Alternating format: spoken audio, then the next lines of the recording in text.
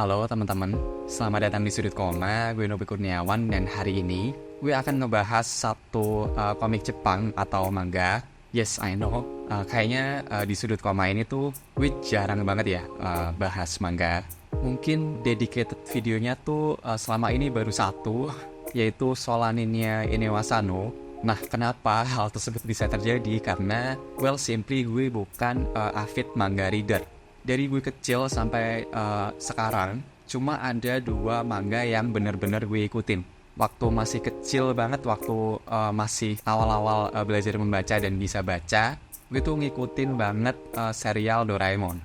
Itu satu. Dan yang kedua, mungkin waktu gue SD sampai SMP, gue ngikutin Naruto.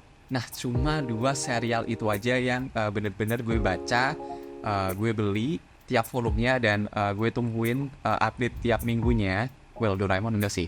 Tapi selebihnya nggak ada judul-judul lain yang gue baca dan gue koleksi gitu. Bukan berarti gue nggak baca judul-judul lain ya. Gue baca sedikit di sana-sini, tapi ya nggak bener-bener yang ngikutin dan gue ngerasa kalau ketinggalan pun nggak masalah.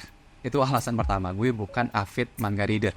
Dan yang kedua, gue pun bukan tipe-tipe orang yang ngikutin anime banget gitu. Kayaknya rutinitas menonton anime tuh dalam seumur hidup gue bener-bener rutin cuma waktu kecil aja. Anime minggu pagi gitu lah. Makin lama makin gede, gue tuh nggak ada rasa untuk ngikutin kayak teman-teman gue lain gitu. Yang, wah season ini ada judul apa nih? Season ini yang rame tuh apa? Nggak kayak gitu. Gue suka animasi dan sebagainya, tapi ya nggak se-extend teman-teman gue tadi lah. Hal tersebut nggak berkembang sampai sekarang. Gue tuh cuma nonton yang sekiranya judul-judulnya besar aja, kayak film-filmnya Ghibli ataupun mungkin Shinkai Makoto. Normis banget lah soal manga dan anime ini. Nah, dari terakhir gue baca Doraemon dan Naruto tadi, ada semacam gap yang gede banget di mana gue tuh nggak baca manga sama sekali.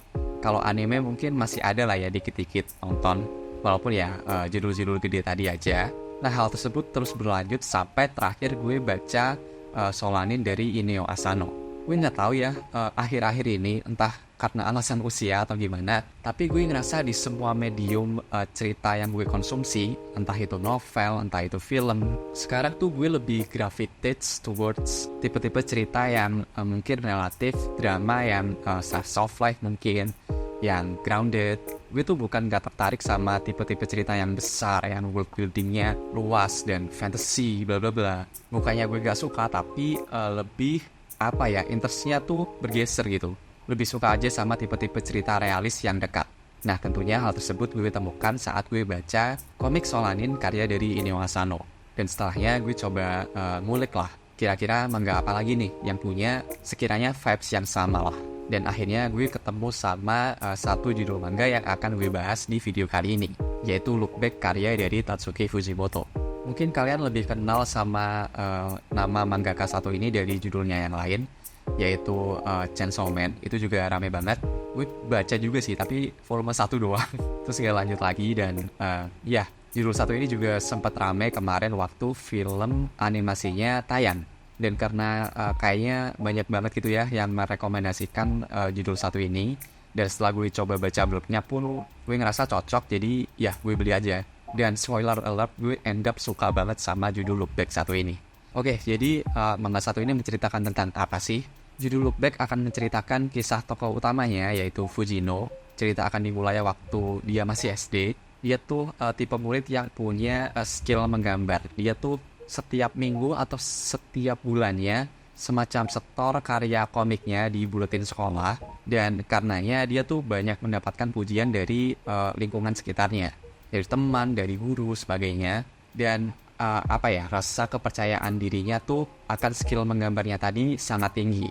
Nah, kesemua hal tadi tuh buyar waktu ada satu murid misterius yang juga menerbitkan karya komik 4 panelnya di buletin sekolah. Dan bisa ditebak lah, gambarnya tuh jauh lebih baik daripada gambar si tokoh utama. Mulai dari sana pujian-pujian yang sering ia dapatkan tuh mulai berkurang, mulai patah dan hilang. Dan oke-nya si tokoh utama kita adalah dia tuh memutuskan untuk belajar, untuk mengembangkan skillnya. Dia tekun banget, mencoba untuk menyaingi gambar si murid misterius tadi, sampai tiba-tiba dia udah mau lulus aja gitu, udah kelas 6. Dan sayangnya di sini adalah ada momen patah yang lain, yaitu di buletin terakhir dia setor karyanya tadi, dia tuh merasa, wah kayaknya percuma aja deh dia coba untuk improve artnya karena nggak akan bisa ngejar karya dari anak murid misterius satu ini gitu. Dia ngerasa semua usahanya sia-sia, dia ngerasa segala bentuk jealousy dia selama ini tuh makin bikin dia depressed mungkin. Dan karena lingkungan sekitarnya pun nggak sesupport ke dia sebagaimana dulu, nggak ada pujian lagi, kemudian banyak sekali yang nanyain kalau emang lu bener pengen ngelanjutin gambar sampai lu gede nanti. Nah, environmentnya sekarang tuh banyak yang mematahkan. Jadinya dia memutuskan untuk sama sekali nggak lanjut untuk menggambar.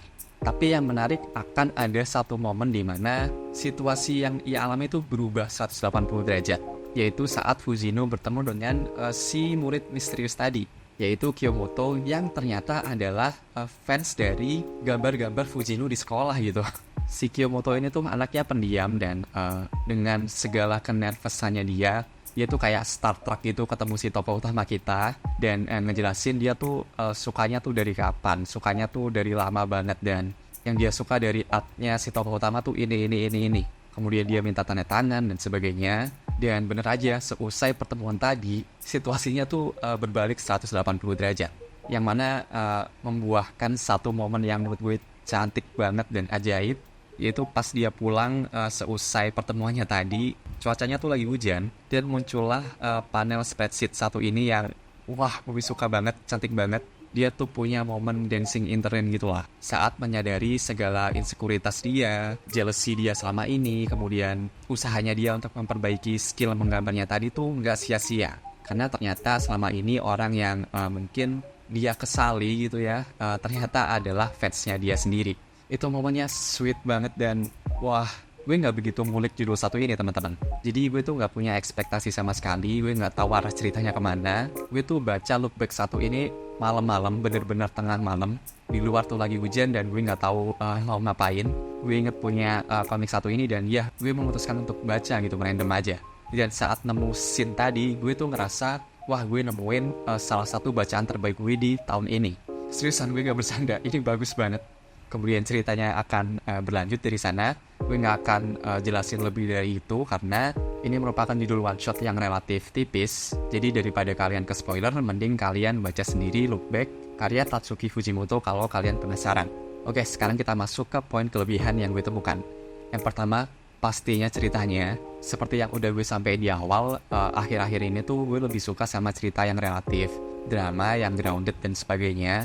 Elemen tersebut juga gue temukan di look back satu ini.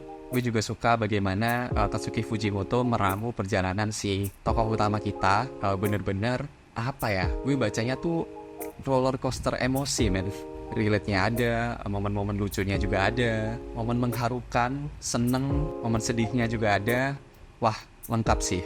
Kemudian apalagi ya, selain cerita, emosi, mungkin soal artnya, gue mau lebih spesifik lagi ya, yaitu momen menggambar dari punggung tokoh utama.